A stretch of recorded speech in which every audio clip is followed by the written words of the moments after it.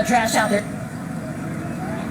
As well, it is a citywide curfew. You have to leave. The streets must be clear 8 o'clock until 5:30 in the morning so that they can try to get some order here. They have a number of police cars that have been either damaged or completely destroyed because they were set on fire. They want to get those moved out and also take care of some of the damage we've seen. These storefronts that have been busted open, glass everywhere.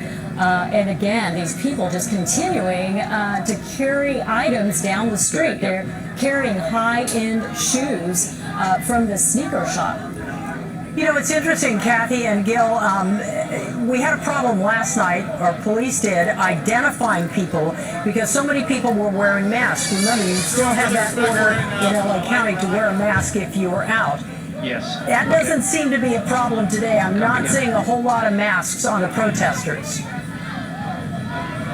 Colleen, if that was for me, yes. There are some, I believe they're just doing it to hide their identity more so than worry about COVID. You see one person there, looks like he has a mask. Here comes a carload, pulling up, they let the guys off, and there they go, off to the races, to the shoe store, and right into the shoe store, and try to get whatever's left. Now, the police are very close, but they still haven't moved to this area. But we're also hearing of looting going on Melrose and Poinsettia. We're going to try to get over there and look at that. But for now, this is the scene. Cars just rolling up. The word is out that the shop is open and everyone's going in for free stuff. And here they come out again, and they run back up the street and load up their cars. Yeah, this man was losing his boxes there. He has his arms so full. And we should note that they're arresting people for civil disobedience, the people who are staying behind after the curfew has gone into effect. But no one being arrested here as they are looting and just walking down the streets at their own free will with their arms full of boxes of expensive shoes. No one's doing anything about that. Yeah, is there any attempt at all to stop any of these cars as they turn the corner? Because they go right up through that police line, it almost looks like, Gil. Yeah, not even close to any officers being out here to prevent that. And we're getting I'll show you a wider look there. That one street they're pouring, the cars are pouring off of. Here's the major here. This is going to be, I believe this is Melrose. So from Melrose, it's a straight shot. From that side street, it's a straight shot. They just pull in, line up here, and make a U-turn when they're done, and go back the other way to the north. Here comes another large group that's marching towards the shoe store for their shoes. Yeah, to see if they go inside. People are running out of the store right now, and they just keep going. And look at it, it's trashed. I mean, we're just seeing it, they're lifting up that covering there and going in, and it's just mayhem there. Just boxes everywhere. And you know, Kathy and Gil, that's a metal gate. Those are usually brought down for safety. It's amazing that they were able to lift that the way that they did and get inside the store. Yeah, we weren't here for that, but it must have been a joint effort, a group effort to pull that up. You can see one person here holding up the gate for everybody else, another one here on this end. Taking a picture, too. Yeah, taking a picture. Well, yeah, exactly. So, you know, they're doing the other people a favor, and then they switch and they go in and get their shoes.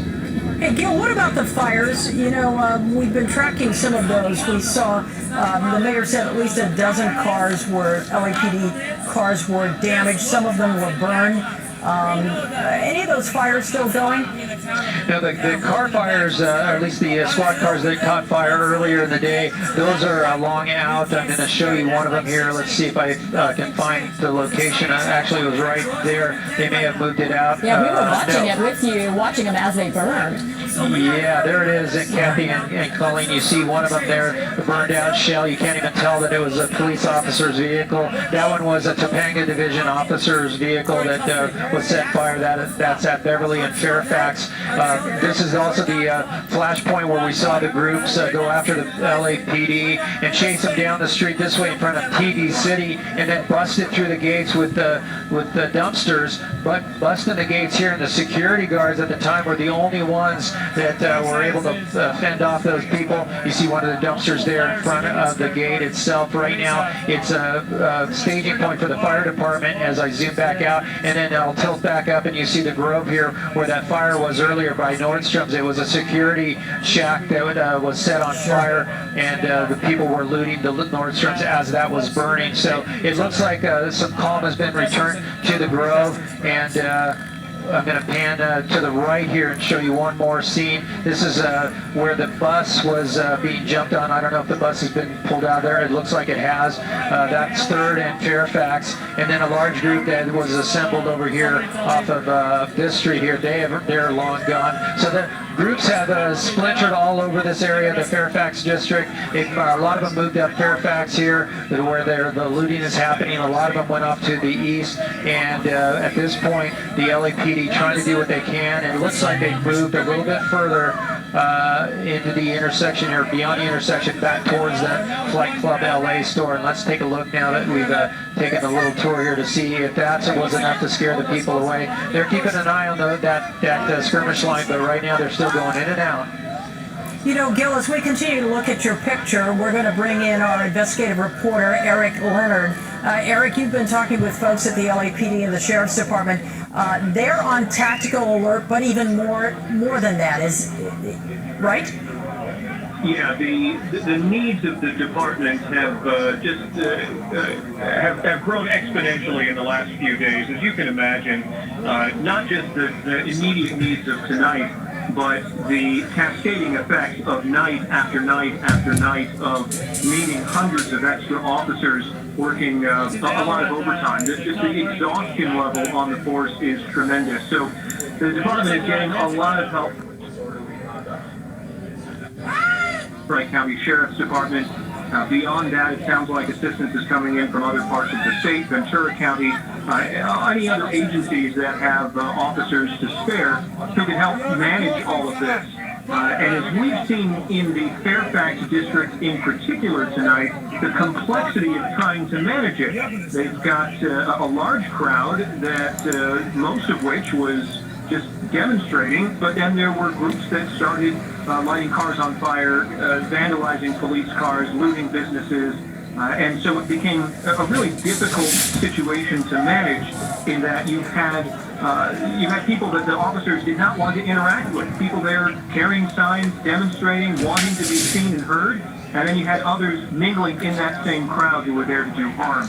And trying to accomplish both goals, protect the demonstrators, and at the same time deal with the people who are causing problems, is an age-old problem for police. There's not a simple way of handling it. Tonight, the strategy was at first just to let people demonstrate for as long as possible and then begin pushing the crowds in one particular direction and giving people an opportunity to leave on their own. And now that we have this curfew order that's taken effect, unlawful assembly announcements have been made in the crowd. All the components are in place now to begin making a lot more arrests than we've seen so far today, and I expect that's what's going to happen in the next hour.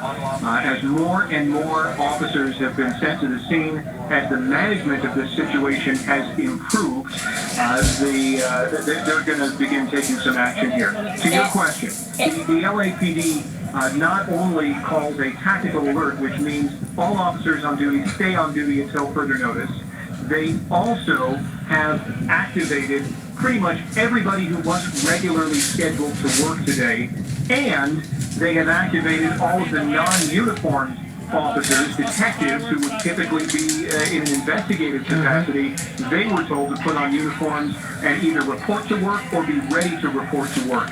12 hours on, 12 hours off until further notice. This was the kind of contingency planning that the LAPD was working on at the beginning of the coronavirus concerns, worried that there was going to be unrest of some kind and they wanted to be in a position to manage it. Now they're using that same planning, but for obviously a very different purpose. And we've heard from Robert bringing in now the National Guard on a limited basis. What can you tell us about that?